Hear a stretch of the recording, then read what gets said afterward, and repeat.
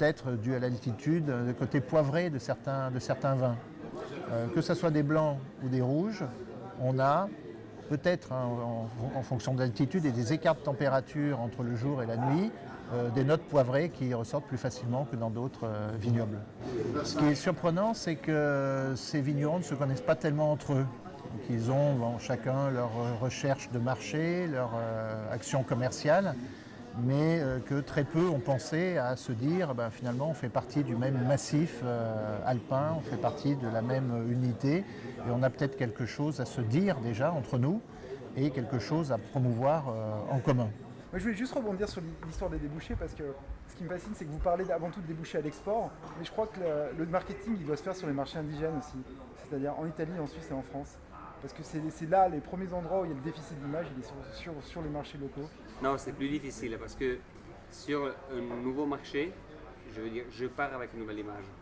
Sur un marché sur lequel les gens ont en tête des concepts, lui changer les concepts dans la tête, c'est compliqué. Donc moi je dis, l'histoire des vins volontaires qui maintenant sont en train de remonter au niveau des ventes dedans, je disais avant, c'est un réflexe de ce qui arrive ailleurs.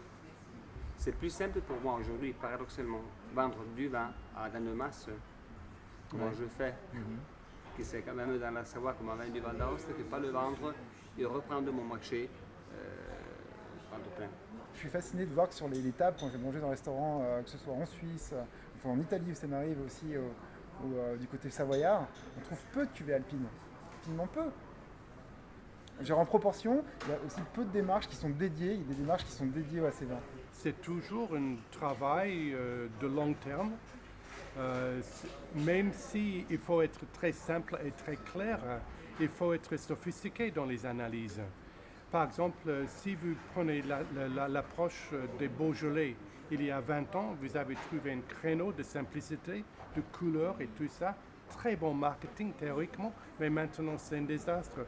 Donc il n'y a pas une réponse simple à cette histoire.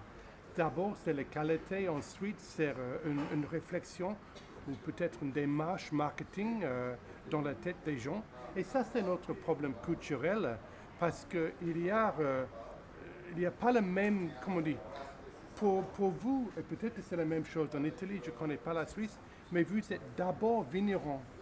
Pour vous, vendre le vin, c'est pas votre... C'est pas pour ça que vous sortez du lit le matin. Mais en revanche, les anglo-saxons, ils sortent du lit pour vendre un produit qui est fait. Et donc, il faut peut-être apprendre un peu ça, sans devenir cheap, sans devenir, comme on dit, de perte de sophistication. Il faut quand même marier le concept de marketing dans toutes les démarches que vous en avez. Dans les vins que j'ai pu reconnaître, j'étais assez surpris. Je ne connaissais pas, pourtant je suis un amateur de vin, c'est les vins de la vallée d'Aoste. Alors là, je vais vous dire, j'étais extrêmement surpris. Autant, quand même, ça fait quelques années que je travaille chez Mobalpa, je connais les vins de Savoie, les Mondeuses, le Chignan, le Bergeron et tout ça. Mais la vallée d'Aoste, je ne connaissais pas du tout et j'étais assez surpris de goûter et d'avoir des saveurs et de vins de qualité. Les vignerons savoyards de Suisse et d'Italie méritent vraiment à être connus. C'est superbe ce qu'ils font. Et puis j'ai appris aussi à ce festival qu'on les appelait les vignerons héroïques. Parce que quand on cultive la vigne en montagne, dans le Val d'Aoste, dans les montagnes, de temps en temps, on reçoit des pierres sur la tête. Et c'est vrai que c'est des gens peut-être qui méritent plus de respect que les autres vignerons dans d'autres pays. Les vins valdôtains et nos caves aussi ont remporté dans les dernières années beaucoup de prix, que ce soit reconnus par la presse nationale ou internationale dans plusieurs endroits, que ce soit pour les vins, disons, blancs que pour les vins rouges. On a eu pas mal de reconnaissance. Ça, c'est très important pour nous aussi parce que c'est un véhicule extraordinaire, parce qu'on commence à entrer aussi dans toutes les principales guides qu'on trouve un peu partout, et donc on va se faire connaître.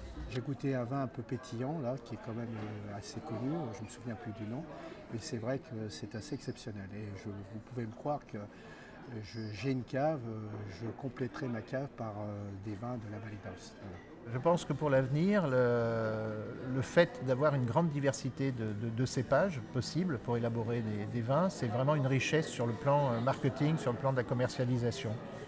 On peut répondre à des goûts extrêmement divers parce que l'on a des cépages très divers et des façons de cultiver très diverses. Et je pense que la route des vins du Mont Blanc et le festival tel qu'on le fait cette année, et tel qu'on va le refaire l'année prochaine, c'est une façon aussi pour tous ces vignerons de se rendre compte qu'il y a des points communs à exploiter et des richesses à exploiter.